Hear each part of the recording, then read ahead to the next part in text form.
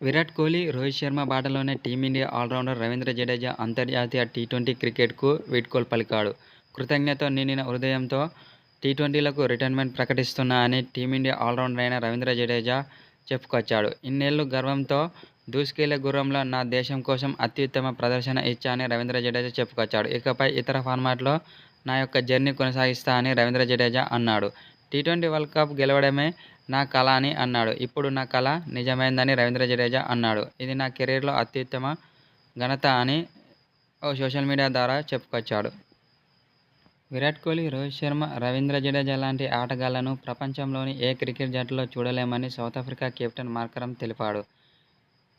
ఇలాంటి ముగ్గురు ప్రపంచంలో దొరకడం చాలా కష్టమని అన్నాడు.